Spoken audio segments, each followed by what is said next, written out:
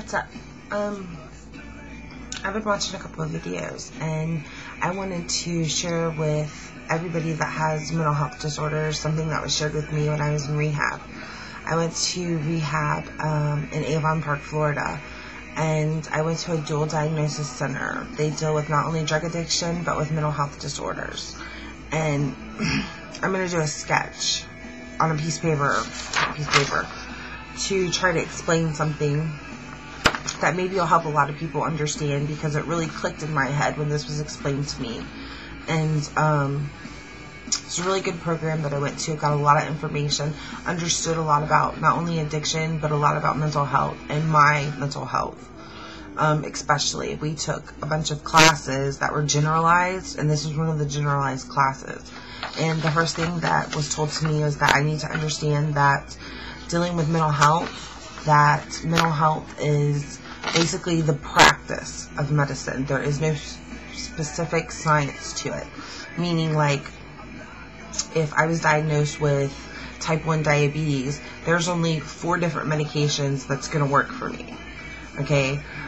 On the other side of that, compared to diabetes, diabetes is pretty much a lifelong disease. Once you have it, you have to completely change your lifestyle or take medication for the rest of your life, or completely change your lifestyle and take medication for the rest of your life. So the reason I chose diabetes is because it plays hand in hand with mental health, because you have to change your lifestyle and you have to take your medication. But if you're diagnosed with a mental health disorder, you're probably most likely never going to be cured or healed. You're going to constantly have to take medication for the rest of your life. And the biggest mistake that we make is whenever we start to feel better, we quit taking our medications. So this right here is a road. It just looks like a road. Now, the thing about this is normal people. All this right here. This is your highs. This is your lows. This is where a normal average person falls at, right slap dab in the middle of highs and lows, meaning they have highs, they have lows. Okay, so I'm going to use a green marker, and green is a normal person.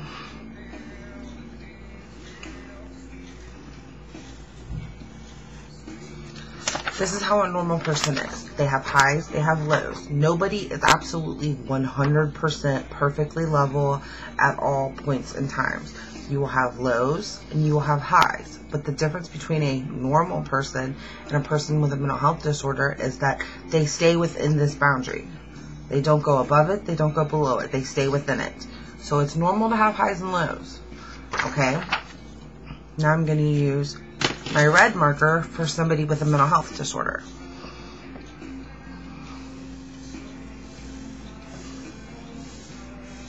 Now, somebody with a mental health disorder has highs above high, which is considered manic, and they have lows, which is below the normal norm, which is major depressive. So we have manic, major depressive. Normal people do not have that. Okay, so that's the difference between a normal person and us dealing with mood disorders. We get manic and we get depressed. Okay, now another thing about all this is diagnosis criteria.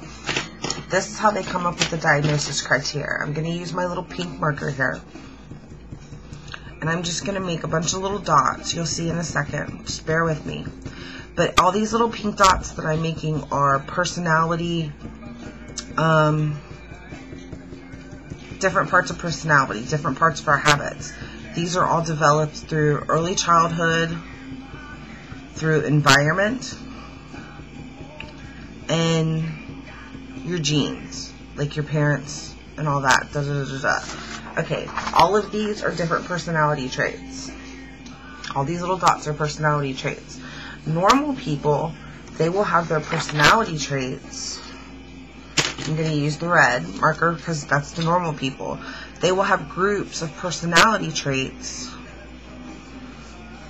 that are completely normal. Okay? Now, you do have a couple of normal people who might be a little bit more on the depressive side or a little bit more on the manic side. So they have a couple of different personality traits, a little bit below or a little bit above, meaning that they might get depressed a little bit more often than other people, or they might be a little bit more manic than other people, or, you know, like the people up here that are like super happy all the time, or the people here that they're pretty normal, they maintain a job, they can, you know, do all the things that require you to function in society, but they just seem to be a little bit more down than everybody else. Now, the green is us, those with the disorders. And we have traits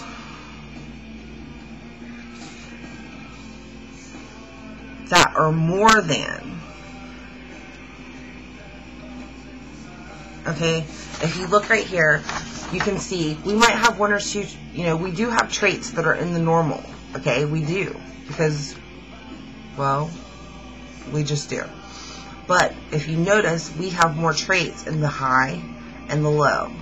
That's how they come up with the depressive or the mania for borderline personality disorder or bipolar disorder, okay? That's because we constantly are above or below. We do have moments of time where we are able to function normally, okay? It's not saying that we don't, but we are more apt to have highs and lows. Some of us are more apt to have highs. Some of us are more apt to have lows. More people have major depressive. Some people have major depressive. Some people have more mania than they do major depressive. Some people have major depressive more than they do mania. So that's where you would fall at. Either above or below the average norm. Now, the reason that I just did that little drawing is so that people can understand a little bit about mental health, so that you can see how mental health plays a role, and this is how they come to diagnose you with your mental health disorder. Now, say you have 1, 2, 3, 4, 5 of these personality character traits, so therefore these 5 personality consider you bipolar type 1, okay? But a different person could have these 6 character traits, which gives them bipolar type 2, which is a depressive. This is a manic, this is a depressive. Higher, lower. I know a lot about this because I took I think it was about 65 hours of classes dealing with stuff like this, and I have a lot of information on it, and it's not stuff that you can just find online. It's really information that needs to be passed down from a doctor, a psychologist, or a psychiatrist to their client or patient. Or if you go to a mental health facility for inpatient, this is something that you should try to talk to them about. Tell them, say, hey, look, explain it to me. Show me, black and white. What are my personality traits? Why are you telling me that I am this? What specifically made me bipolar? What specifically made me manic depressive? You know, ask them exactly what those character traits are and what those personality traits are. A lot of people that go into mental health facilities, they just don't feel good. You know, things are bad, things are not going good. So they go into a mental health facility, they give them a little bit of medication and they give them a diagnosis, but they never tell them why they came to that diagnosis.